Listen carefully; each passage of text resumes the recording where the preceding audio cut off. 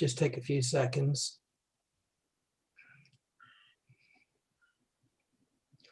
Come on, custom stream.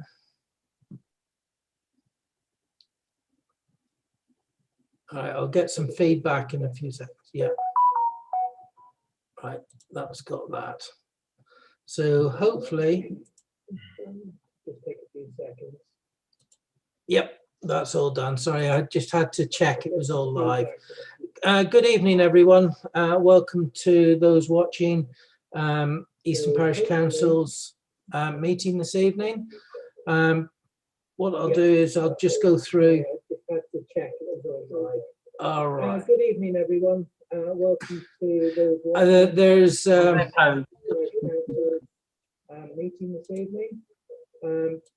What I'll do sorry, just go through. I've got to find something that's playing, and I don't know where it is. Is someone else watching this? Got a microphone open and watch it, and has it open? I've got to find something that's playing, and I don't know where it is. Got it. It was on my system. Okay, my apologies. Good evening, technology. I'm getting older. That's my excuse. Nice. Welcome everyone to February's meeting of Easton Parish Council and those who've joined us on Zoom and YouTube. So first thing we have to do is make the following statement. This is an online meeting streamed live on YouTube, open to parishioners of Easton and invited speakers only. Section 78 COVID Act 2020 allows parish councils to set up virtual meetings. These regulations are currently in force until May 2027. Sorry, 2021, May 2021. Okay, so do we have any apologies? We've got 2 apologies tonight, haven't we, Francis? Yeah, Gillian and Martin. I didn't have a response from Margaret Dewsbury about tonight, but she sent in her. Here, so. She sent in the details that we can read out on her behalf. Yeah, can do. He says I haven't got them. I can forward them on, but we'll pick them. We'll pull them up in a minute. Probably pick them up. Okay. Tonight, do we have any declarations of interest of items on this agenda not recorded elsewhere, and any requests for dispensations? Thanks, Stuart. Yes.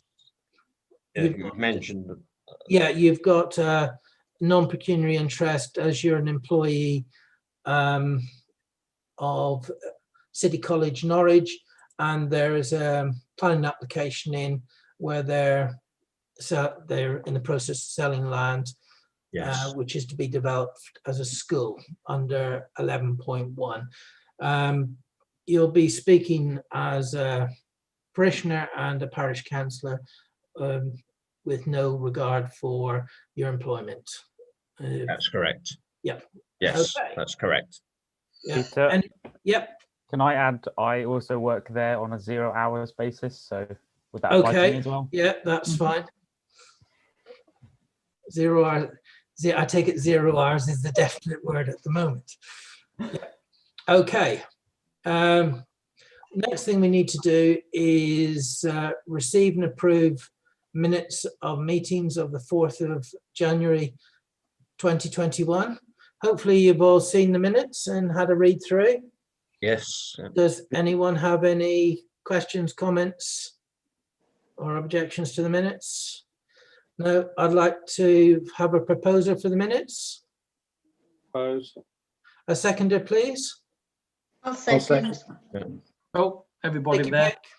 Francis, all in favour? Dan was first. It's like, who wants to be a millionaire, isn't it? You know, you've got to get in there quick with your finger. Okay. Matters arising from the minutes not on the agenda elsewhere for information only. Does anyone have anything they want to raise? No. No. Okay. I think, Peter, it's just the point that Martin's going to get in touch with Mary. Yeah, I have to admit, I was meant to send some details through to Martin with regard to the contact I have at Norfolk County Council, and he reminded me this morning. I replied straight away on the reminder. I would suggest from now on, a learning opportunity here.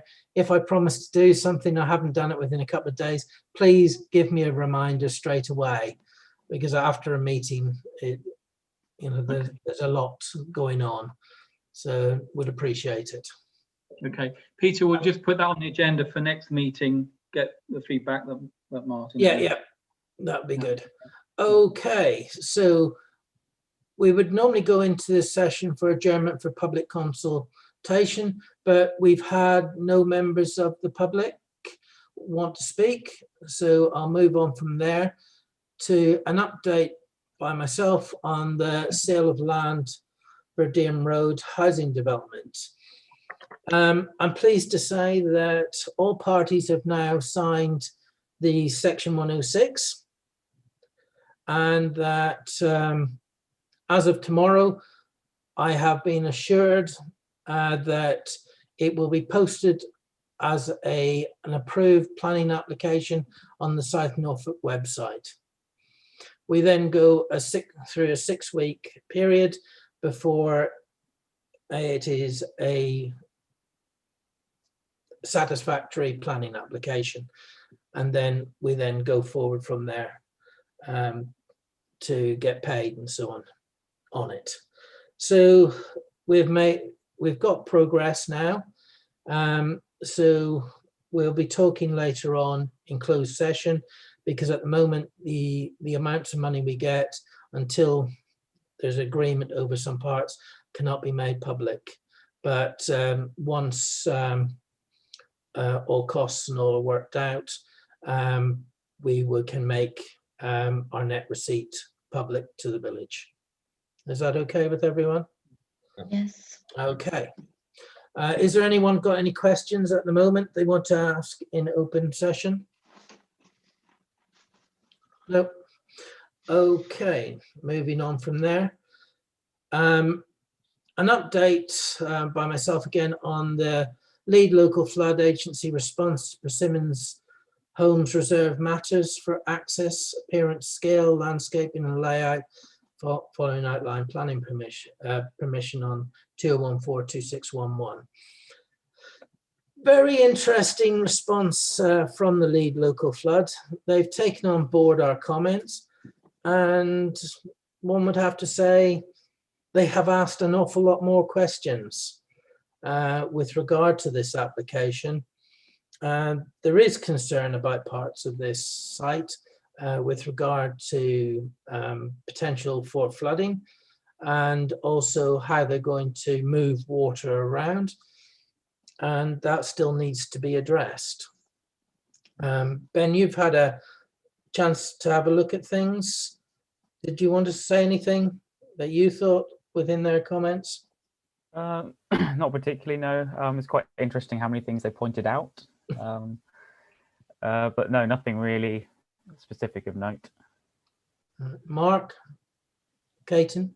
Yeah, I mean, I was just, as you well know, it's continue through the report. It's, they're welcome clarification on items. They are continue asking for further information, and it's just amazing that yet again, they've gone down the road of, rather than doing it right first time, trying to get away with covering issues up. So it's very interesting reading and see, quite an extensive report. It's nice to see not only our comments but other things have been picked up as well, and let's hope that they can actually act upon it and get it right first time. Yeah, well, I think it'd be third time now. First time before they put a digger in the ground, put it that way. Yeah.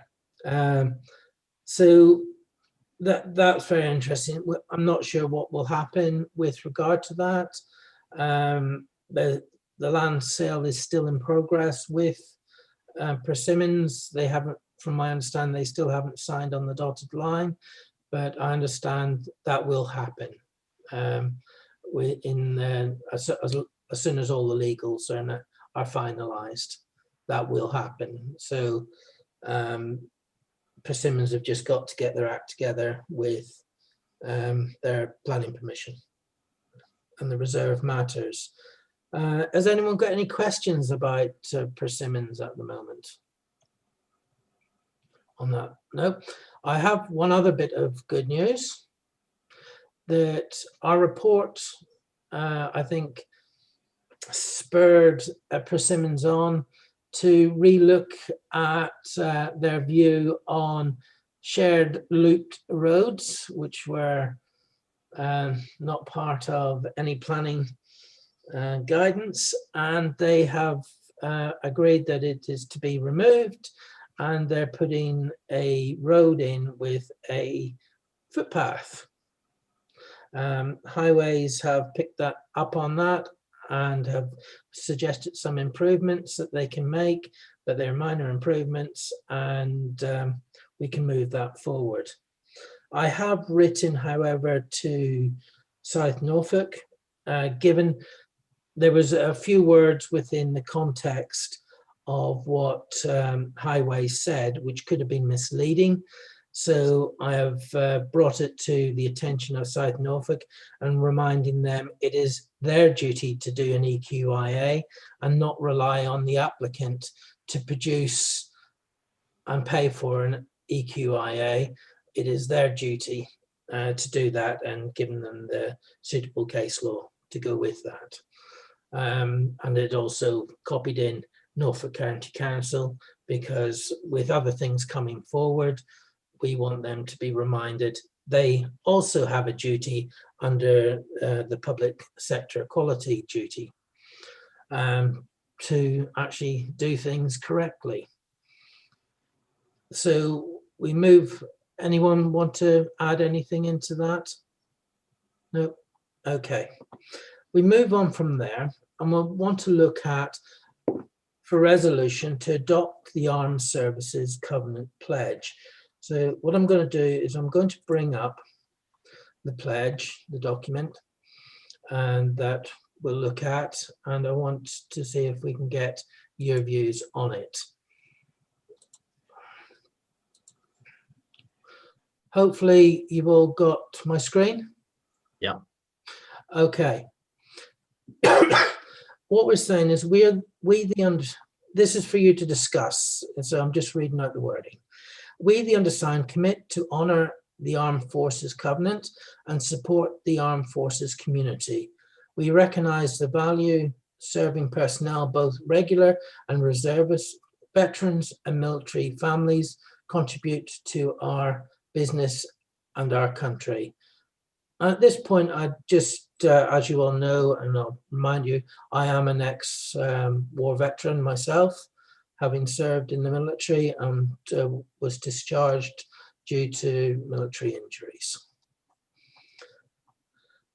The government came up with a pledge to support individuals and their families, but the parts for us to consider is what we as a parish council, if we decide to adopt the covenant, would do. And the principles of the Armed Forces Covenant would be, we Easton Parish Council will endeavour in our business dealings to uphold the key principles of the Armed Forces Covenant, which are: no member of the Armed Forces community shall face disadvantage in the provision of public and commercial services compared to any other citizen. In some circumstances, special treatment may be appropriate, especially for the injured or bereaved. That's the key principles. Then they look for us to demonstrate, our commitments to demonstrate this. And there are a number of pledges. We do not have to have all these pledges. We can have the ones that suit us, and they can be adjusted and changed as time progresses. And these are the sort of pledges to consider.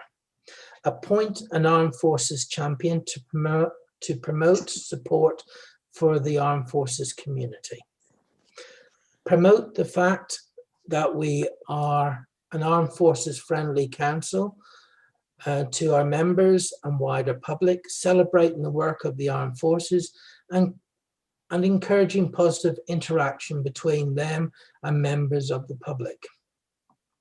Next one would be potential support the employment of military veterans, recognizing they are a valued part of our community, facilitating and encouraging their participation in civic and community events, providing a link to the Veterans Gateway on our website, encouraging local business to support the employment of veterans. The next one would be support the employment of service spouses and partners, encouraging local business to support their employment. Next one, we could have encourage support for the reserve forces, encouraging local businesses to support the employment of reservists. Next one, potentially encourage support for military sponsored cadet organizations, encouraging support for and membership of local cadet units. Encourage support for support and promote support for military forces events such as local breakfast clubs, coffee mornings, Armed Forces Day, Reserves Day, the Poppy Appeal Day, and remembrance activities. Another one could be support and promote support for armed forces charities. And the next one is encourage local businesses to consider offering discounts to members of the armed forces community. And we can also, if we think there are other things that we can do, we can add those in as well. I just want to now open up, I'll leave these pledges on the screen and open it up for people. Does anyone want to make comment about this? Well, after reading through it, Pete, I'm quite happy to go with everything on there, to be honest. Okay. Anyone else want to make comments? Yeah, I'd say the same. Yeah. At the end of the day, who wouldn't support this? Well, they do a hell of a lot, and they're right now jabbing people with needles as well. Yes. They're doing so much. When we get floods, they're like a civil contingency teams now. And you notice they got involved with the rollout of vaccines, and it's working. Yep. I would like to support them all, but I don't want to put feel like anyone has any pressure to do so. Given my background, I would just like you to think, is there anything you'd like to add or take out? If I go round people, because I'm getting a silence. David. Fair enough to me, Peter. Okay. Mike, you said any other? Yeah, happy with all of that, and I'm quite happy to follow it through. Yeah. Ben? Yeah, I'm more than happy with it. Yeah. Jan? Yes, I'm the same. Mark? Cordy? Yes, I'm happy. Stuart? Yeah, more than happy, very happy. Okay, and Mark, you're happy? Yeah, very. Okay, so I would like to propose that we adopt the Armed Forces Covenant and look at what we can do further to help armed forces. Need a seconder, please? I can second that. Yeah, I'd like to see a show of hands that are all in favor. Yeah, we have a unanimous. I'm just going to stop sharing now. Once we've got all this typed up, I'll send it round to everyone, and it'll be posted on the Parish Council website as well. Thank you for that. So let's move on to the next one. Next item that we've got is update from Francis, Easton Emergency Plan. Yeah, thanks, Peter. So basically, the other Saturday, some volunteers very kindly joined in with distributing the postcards and the vaccine information and Claire's newsletter to every house in the village. So that went really well. I think there were a couple that didn't get them, but basically that all went out. I have now an updated list of if you like, the breakdown of distribution of leaflets for the future, which is quite handy. So we make sure that if we divvy them up, we know exactly how many go to each area. And actually, we've got a total of 625 that we'd need in future, which is a bit down from the 650. We always overproduce them. It's just a bit handy. It just means that when we get a print one done in future, we can be a bit more specific, and therefore it's a little bit cheaper because we're not kind of getting more printed than we need. So I've got that list anyway. I mean, if we do something safer than neighbourhood plan, get something out door by door, CLT, something like that, it'll be really good to have that that up-to-date list. So yeah, so that was that. And I say generally we seem to get positive feedback from people posting comments, say on Eastern Matters about it. They will like the fact that this had been done. So I thought it was a good exercise, and we had a really good turnout of volunteers. Blooming cold day, lots of volunteers came to help. It's probably the only entertainment there is in the village at the moment in terms of being able to get out and do something, but they were really fab. So thanks for that. That was amazing. And to the councillors who turned up as well. That was really good. So thank you. Francis, could you minute it that the parish council very much appreciate the efforts of all those involved in getting those important leaflets out. Yep. And with regard to the emergency plan, I just want to make a comment to residents who are watching. Domestic violence is unfortunately on the increase with what is going on. Please do not ignore it. Please report it. It is better to report it so that something can be done.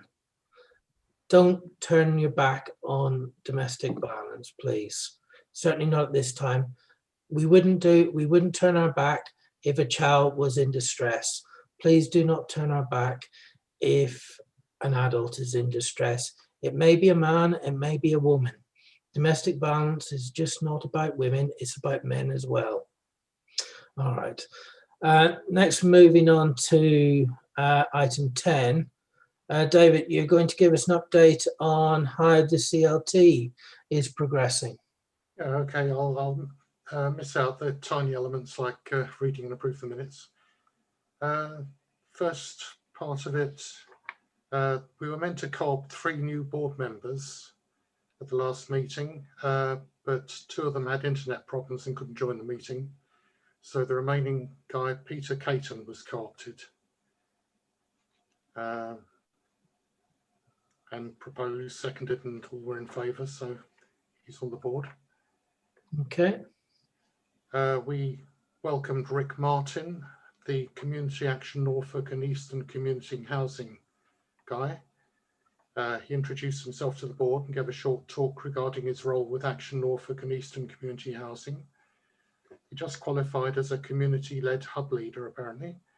He works alongside Debbie Wildridge, giving help and advice with setting up of a CLT and business plans. Eastern CLT have agreed to affiliate to Eastern Community Housing as they are offering 2 days free help and advice. Rick is happy to guide us through the business plan for community housing and is willing to work with a CLT workshop. Alan Mole, that's the chairman, discussed that a working group be set up to coordinate the production of the plan to put forward to the parish council for approval. It was decided before the working group could be set up, we needed to know the outcome of the parish council meeting being held today, this evening.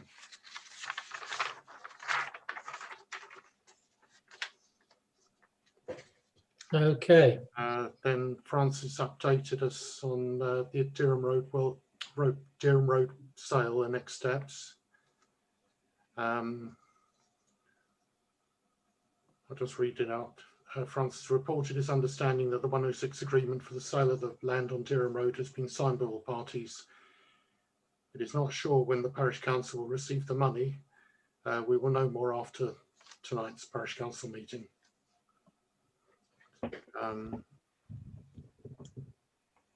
Communication with local CLTs organisations, that will be referred to the next meeting.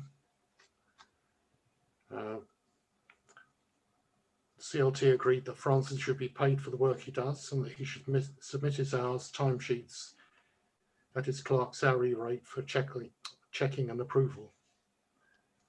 Membership update, the CLT now has 58 members. Website development, Alan contacted his friend, apparently, who was going to get involved but had not received a reply. He asked if anyone knew or anyone that would be willing to set up a website for us, but no one had any idea of contacts. It was suggested perhaps a teenager taking their exams would like to do this for us. April said she would ask Ryan if he would like to take it on. Well, as it happened, an email came through the next morning from April saying that he would like to take it on. So presumably that's going to be what's going to happen. It's going to cost something like £140 to £150 a year for website hosting and domain name. You own a domain name. You have a domain name, which it won't cost. And hosting wise, it can be done a lot cheaper than that, I would have to say. Oh, okay. All right. Francis has set himself up with a CLT email address as he would like to conduct his involvement with the CLT separate from the council. And all other members are happy to use their private email addresses. And that's about it, really. Okay, well, thank you for that update. Does anyone want to have any questions of David with regard to the CLT at the moment? No. No?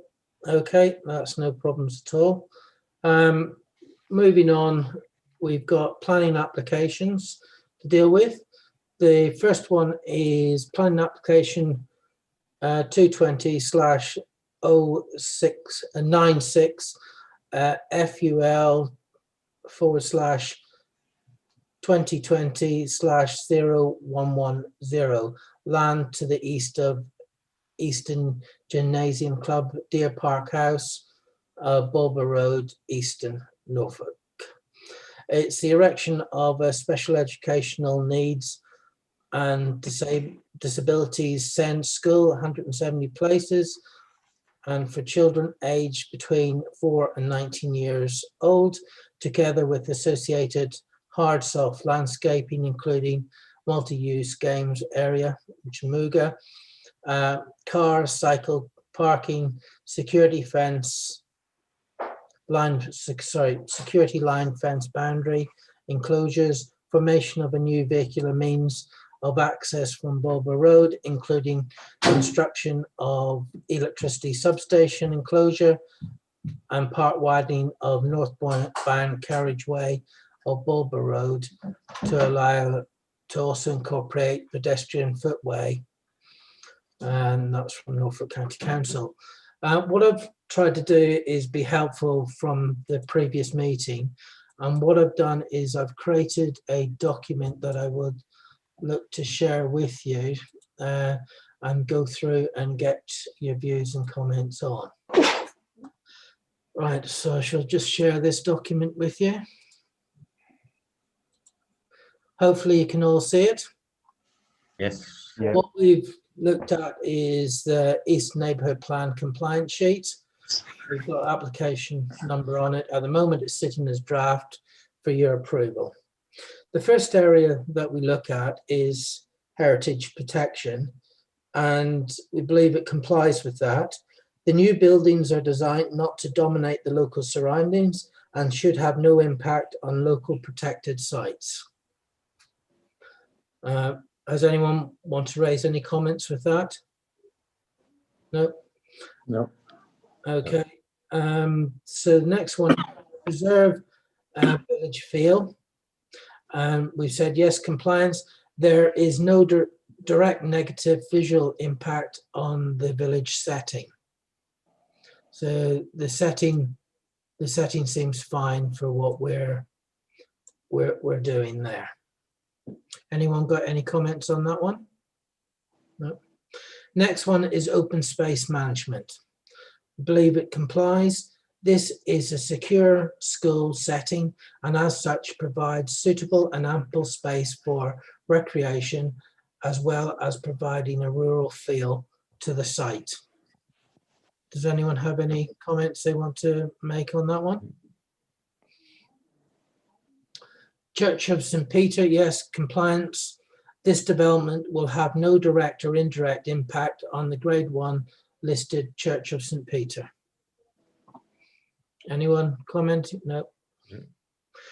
Enhancing biodiversity. The development demonstrates a keenness to blend with its local surroundings and has ensured that it protects trees and hedges wherever possible while enhancing other areas of the site to compensate for any loss. Any comments? Nope. That one? No. Okay, housing and its setting. I've said yes on this one. I'll explain why. While this application is not housing, this policy is relevant in regards to setting.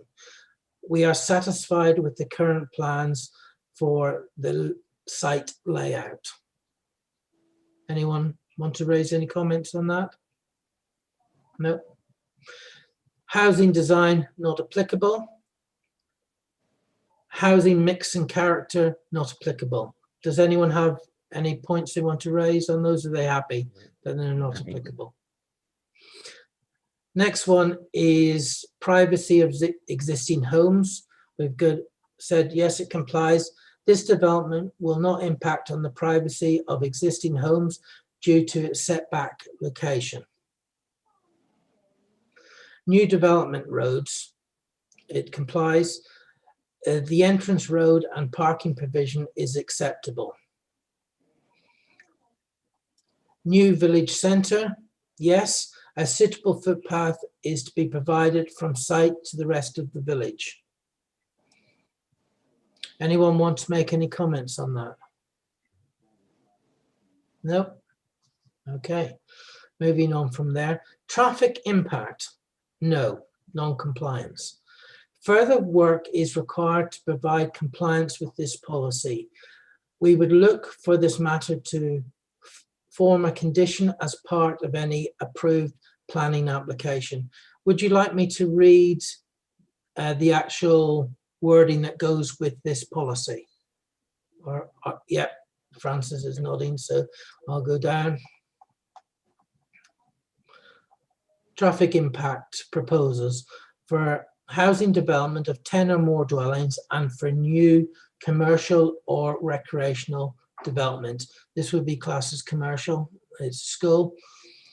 Should one quantify the level of traffic movements they are likely to generate and its cumulative effect with other developments in Easton and the adjoining area, and to assess the potential impact of this traffic and include measures to mitigate any negative impacts on road safety, pedestrians, safe road crossings, cyclist parking, and congestion within Easton. I think the last two, because of the ample parking on site, will not have any issues there, but it's the others that need to further addressing. Are people happy with the comments that we have made so far? Anyone want to raise anything with those comments? No? No. Only thing I could potentially add. Yeah. I think the transport assessment, I read through that report and it's good that it notes the realignment to Borba Road that's potentially going to happen with the Persimmon development. Yeah. But the only concern I'd have with that is that then the traffic to drive to the school would then have to pass straight past some homes and have to, if you see the bottom left of the Persimmon development, it means it will then be a T junction followed by another junction. So The only concern there would be that the realignment would force more traffic to go past homes, and how many vehicles would this be potentially going straight past some houses? So it's something that's been missed within, and that would form part of when they do any conditions work. Yeah. Okay. Could you write that up for me, please, Ben? That would be very handy. Yeah.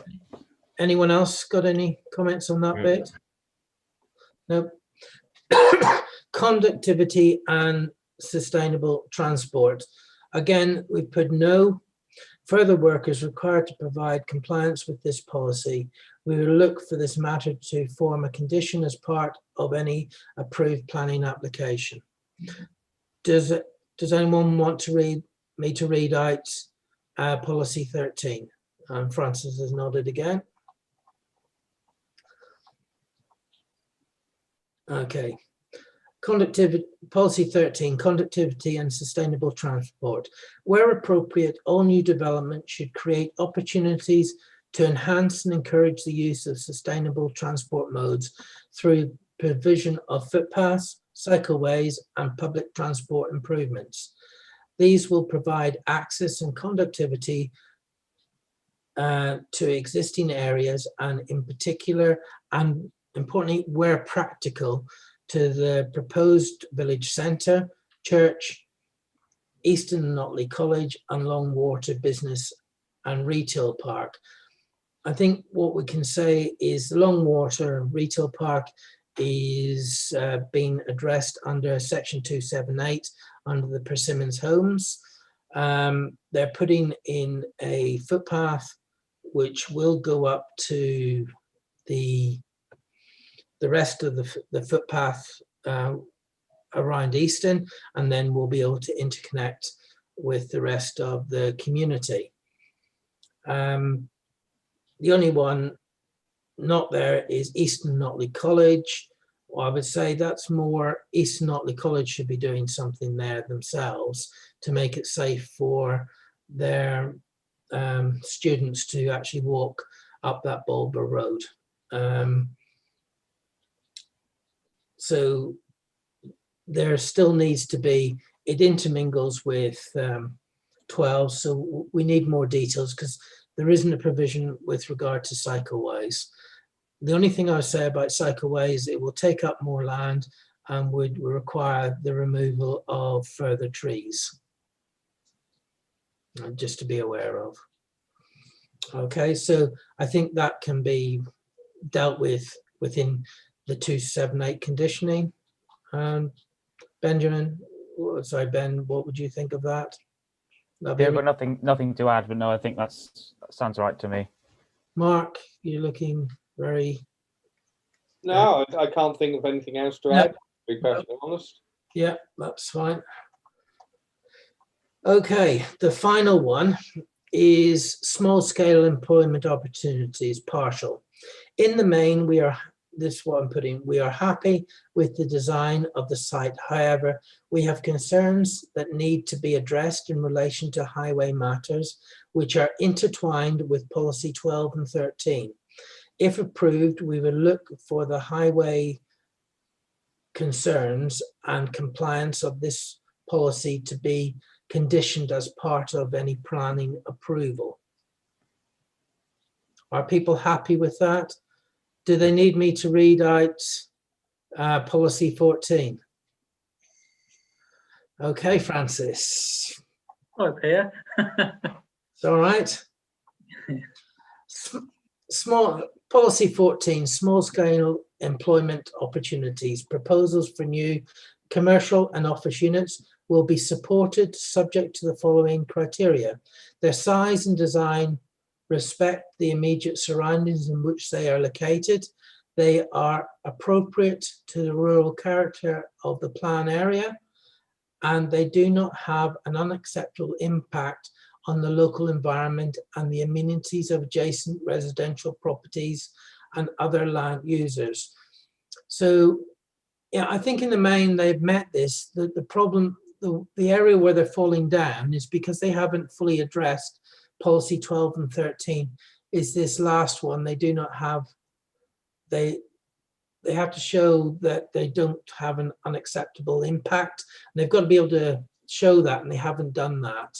And as Ben has mentioned, in the future, there's housing planned, which it could have an impact on. So they need to take that all into account. So what I've then done is, moving on from that part, we look at additional comments. And this is very particular. As a parish council, we are very pleased that our village has been chosen to host this highly valued educational facility for children with special educational needs. It will bring further employment to the local area and in turn help to boost the local economy of the area. We also hope our local area will help enrich the lives of the staff and children who attend this new SEN school. Is everyone happy with that paragraph? No. Is anyone unhappy with it? No? Okay. We have raised the concern of contaminated land on site due to the presence of a foot and mouth burial pit, and are happy that it will be capped and form part of the car park area of the site. We will leave comment on drainage of the site to the lead local flood agency. Anyone want to raise any comments on that? No. It is, the final paragraph is, it is the collective view of the parish council, and this is what we will be looking to resolve to, or hopefully agree, the parish council, that this application should receive planning approval subject to conditions being set in relation to highway matters being resolved in compliance with EMP policies 12, 13 and 14. That would be done through a 278 conditioning, as we see in lots of other applications. Are people happy with that wording? And then I'll put it to a vote. I'm happy with that. Yeah, Okay. so am I. So Yeah. I would like to propose we approve this planning application as laid out within this document. I would need a seconder, please. I'll second.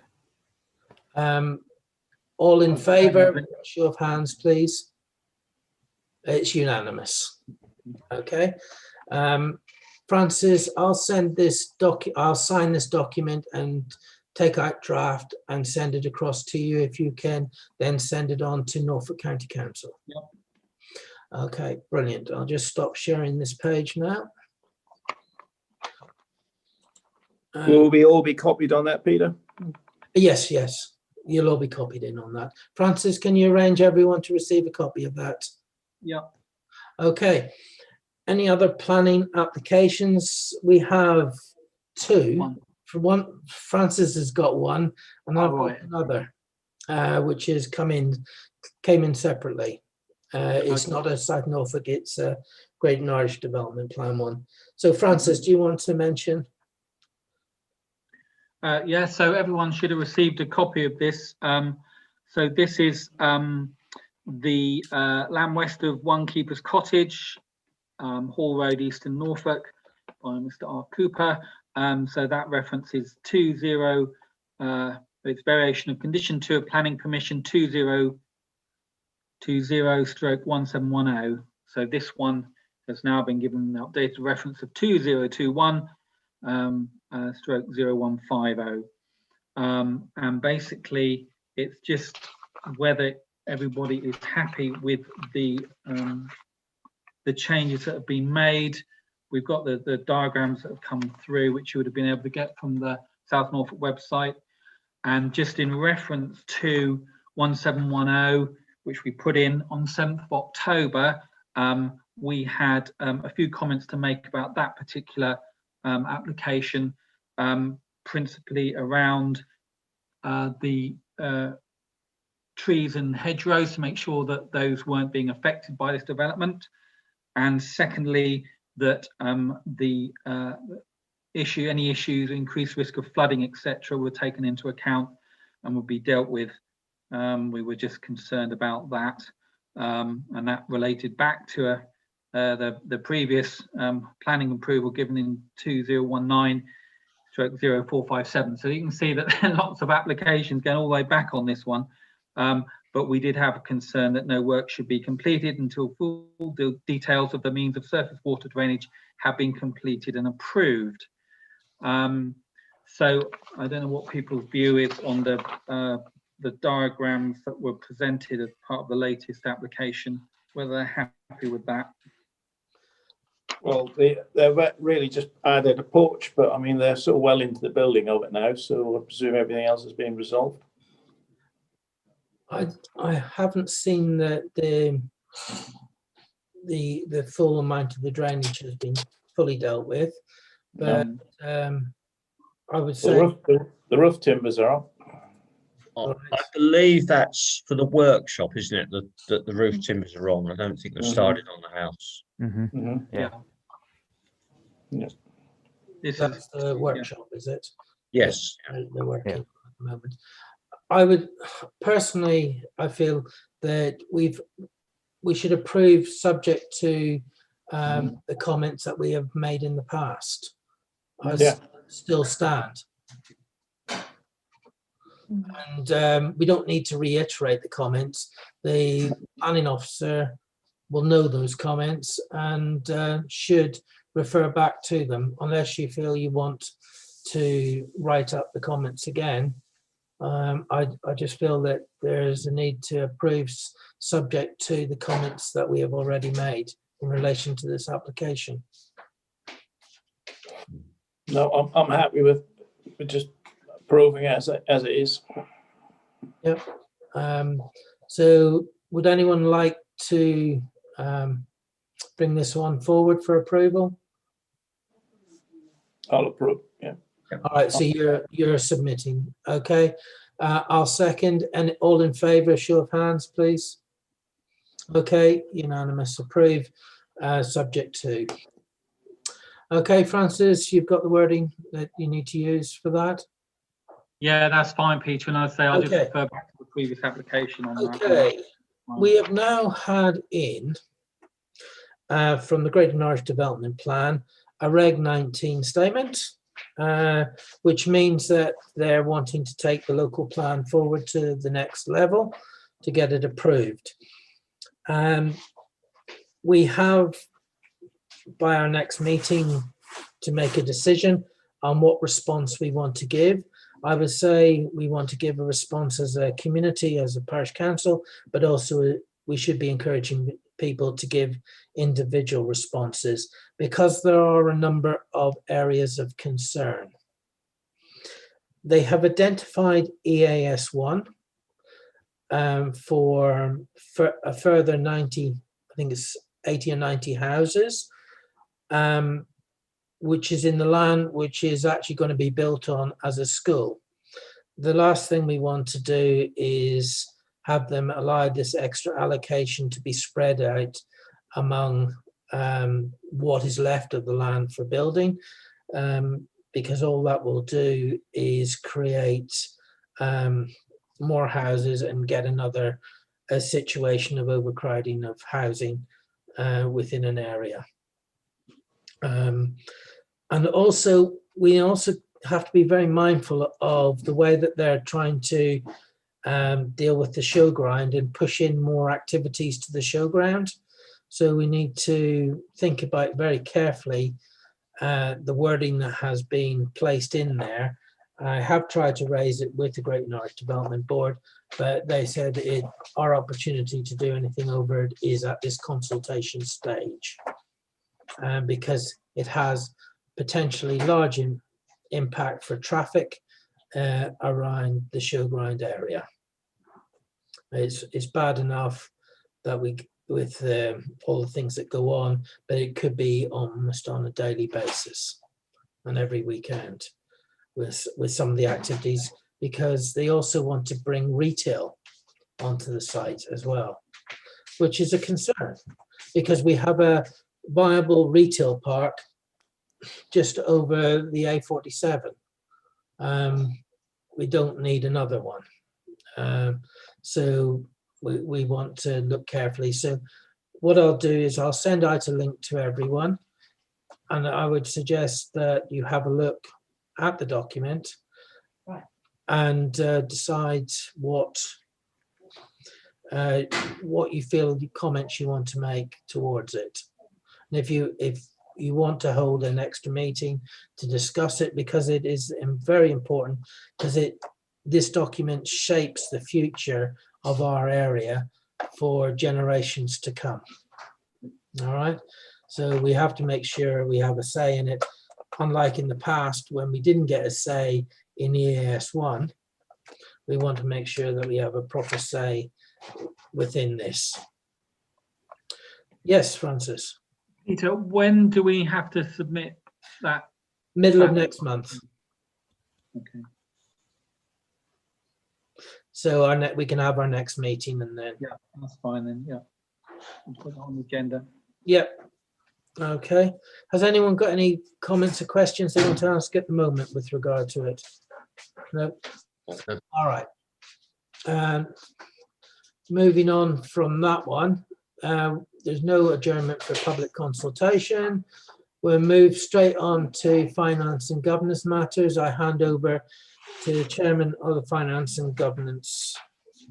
Okay, Peter. I hope the finance governance had a chance to read the minutes from our last meeting. I haven't got anything to raise on them unless anyone else has. No. So with that, I'd like to propose those minutes. If someone can second it, please. I'll second them. Yeah, and finance, can we vote on accepting them, please? That's unanimous, Francis. Thank you.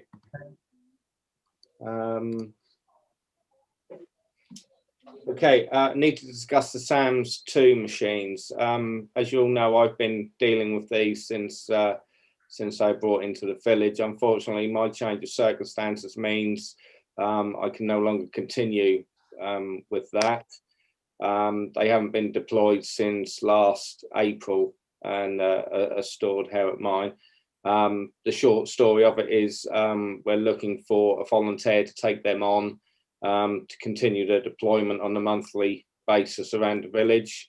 It does involve charging of the batteries, which is about once a month in twos. We've got 4 batteries, so it's just charging these. They're incredibly cheap to charge, to be perfectly honest with you, and just moving the machines around the village, unlocking them from the mounts and moving them around, and downloading the information just to see what the speeds are at times, and identify if there's areas where we can encourage Norfolk Police to come in and have a little radar spurge on them. I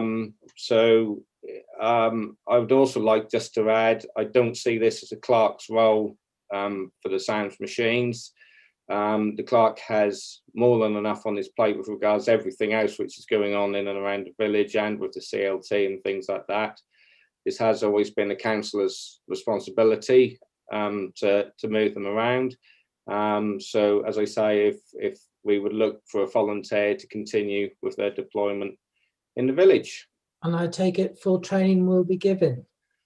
I'm happy to give full training if need be. If you can't work a padlock and plug them in, then that's basically all what needs doing with them. They are very simple, very simple. So we're looking for a volunteer. I wonder any of our newcomers, like Stuart. Oh, Stuart, you're looking away there. Was that? No, I was making a note, actually. I keep making notes. You were making always. a note about taking that on, were you? As to whether I might consider helping or having some involvement with it, yes. Okay. It rarely is just a monthly thing. We generally get enough comments from parishioners when the batteries start to go flat, because they start flashing all weird and wonderful speeds. Even walkers by have been known to have done about 40 miles an hour on some occasions. The downloading element of it's rarely a plug and play situation that does it all itself. You can save the information. I have on occasions. Other than that, I've just gone through it and highlighted the key areas before. Personally speaking, I've never sent the information into Norfolk Police. There has never been a case where we've, religiously sent the information in, not that I'm aware that they can actually do anything with it other than identify times when they could deploy officers to the village, just to give a little helping hand that they can be here between certain times and catch one or two. The unfortunate thing with that is when they are in the village, it all goes over the Facebook pages and warns everybody, and yet we all know majority of speeders in the village are residents, and the proof is within the sounds machines at the end of the day for that. But there rarely isn't a lot to do, to be perfectly honest with you. My change of circumstances is mainly because I don't own my van anymore. It's a company vehicle and I'm not insured to move them about. So that's really my only crux with it. So, okay. Yeah, well, I can catch up. We can have a chat about it. Yeah, Something. happy, sir. That's no problem whatsoever. And I can run through with you what the bits and pieces are with it, and the keys and things like that. So yeah, happily to. We'll make contact and meet up probably one evening or something, if that's okay. Yeah, that'd be fine, Mark. Yeah, okay. Thanks, Dave. Thank you, Stuart. Well volunteered. Yeah. Peter's good at arm twist, and you'll realise that. Yeah, that's fine. Well, it's a community thing, isn't it? So we're going to be involved. Yeah, as long as you don't catch me. Next one is the virtual annual parish meeting, which I'm going to have to hand over to Francis because that's a surprise to me on this one. So. Yeah, well, what I've done is I sent everybody out a list of meetings for this year, which I thought would be very useful, and also I put it on the notice board as well. One thing that's come up, we didn't have an annual parish meeting last year because of the pandemic. Potentially, we might not have one this year in terms of I'm talking about a physical meeting now. So really, I just wanted to put it out there for councillors to consider whether they would like me to start to arrange to have a virtual annual parish meeting. And the date that I would propose that to be on is the same date as our April normal parish meeting, which would be the 12th. And the reason it's the 12th of April is just because of the way that bank holiday, or the Easter holidays are working out this year.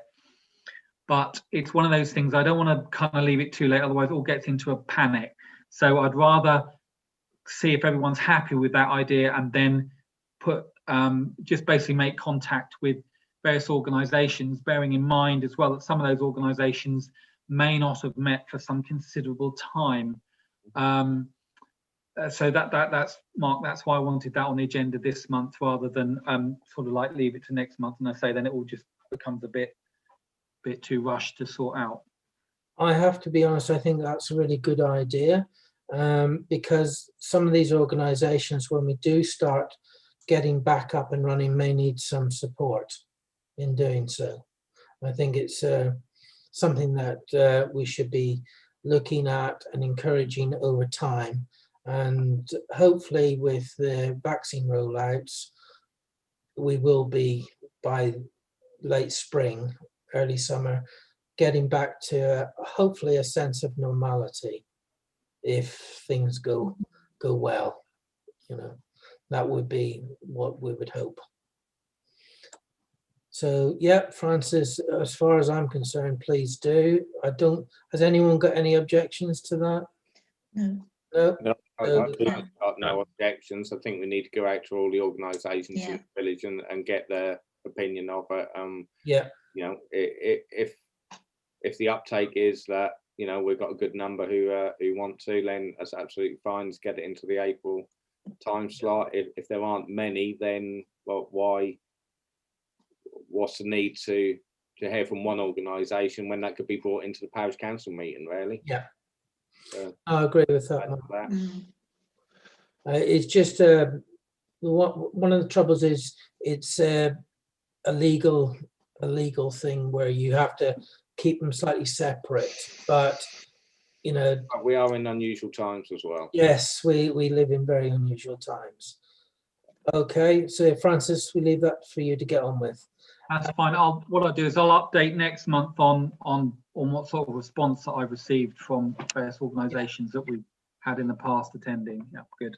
Okay, still over to you, Francis. Yeah. Right, so it's just the financial reserves. This is just as was reported at the last finance and governance meeting. So towards the 20th of January was when I did all the numbers. So we've got at that point, we had cash reserve of £46,512. I'm forecasting we're going to have a position just slightly under that of 45,211 by the end of the year. As far as earmarked funds, we had 36,370 in that reserve, which leaves a balance of £10,142 in general funds, which is still over our 10 grand sort of requirement, and that does take into account the all forecast expenditure there. So we should be fine at the end of the year. One of the things we did discuss at the finance governance meeting was the fact that we would look to produce our year-end accounts on an income and expenditure basis and not receipts and payments basis, simply because with all the nonsense we're trying to get money out of HMRC regarding our section 126 VAT, it's just too much for it's a pain. So I want to be able to report the figures that are the true figures in terms of what we have actually spent and what we're due back, because obviously we don't have to incur the input VAT on a whole lot of expenditure, but we probably won't get that refund back by the end of the year. I'm still waiting on monies going back to last year due to whatever, probably pandemic reasons. So yeah, so we'll just keep reporting that, and obviously what comes out of monies we receive into the council from land sale could dramatically change those numbers. But remember this, that's capital receipt money, and we're talking here about revenue reserves, so I'm reporting. Okay. Okay. Anything more from you, Mark? No, that's all. Thank you. Okay. Correspondence received in response to action required. Francis, do you have anything? Not really. I that means yes, doesn't it? Well, do you want me to? Yeah, just without yeah, just I'll cover it. Okay. You may have seen on our parish council website that anyone wanting to hold any sort of little event or anything must go through the police. The reason we've got it on the parish council website is that we had a senior consultant from the Norfolk and Norwich Hospital contact me, very concerned that an event was going to be taking place within the village. It is not our job as parish council to police events. That is the job of the police service. So we contacted Stuart Barnard, our local beat manager, and he advised that if any groups want to do anything like, I think there was a fairy trail or something like that, they would need to be in contact with him to explain how they're going to do it, and so it's COVID safe and it complies with legislation. So I discussed with him how he wanted us to deal with it. So it was agreed that we would put on some wording on the website that to say to any groups or individuals who want to do anything which involves other people in an activity, they must go through the local beat manager. So that's been now dealt with. I understand there was an event took place and there were some complaints made with regard to people walking around the village, putting their hands on people's wheelie bins, and which are touch points, and so an unsafe practice. But I think the person running the event put out a message asking for people not to do that because it wasn't COVID safe. Is that a reasonable?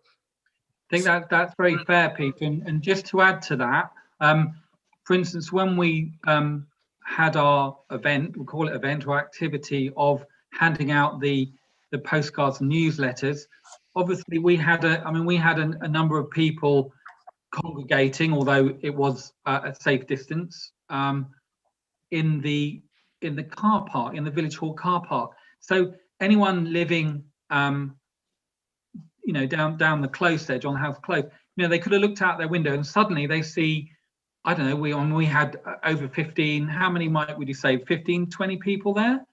We had a considerable number of people, and they might have phoned the police and just said, what's going on? We've got all these people, outside my house.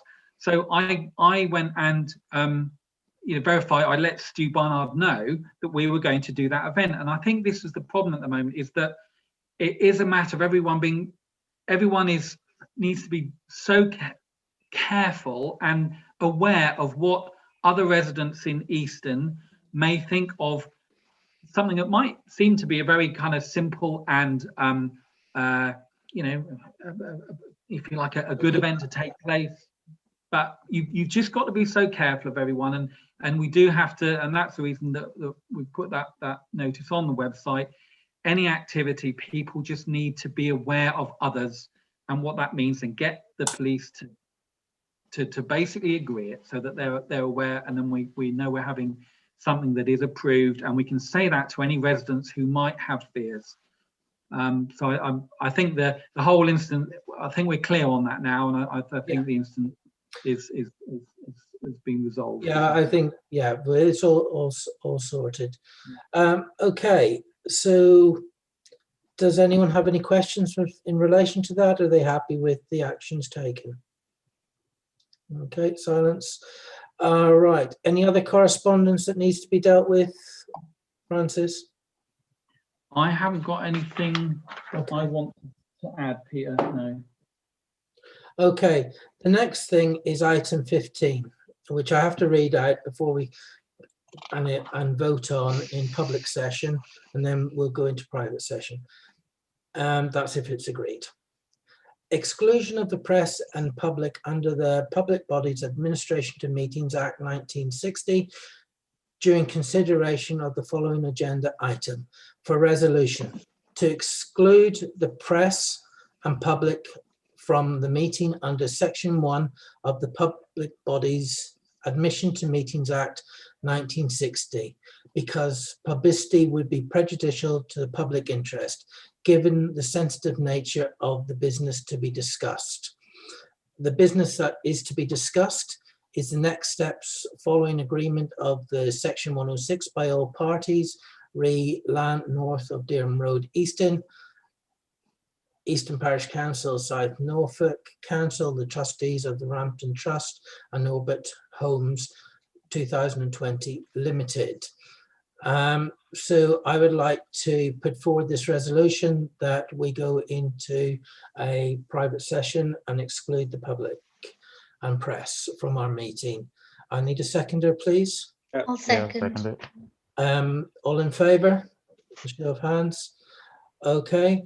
So we're to the public. We're now going into private session.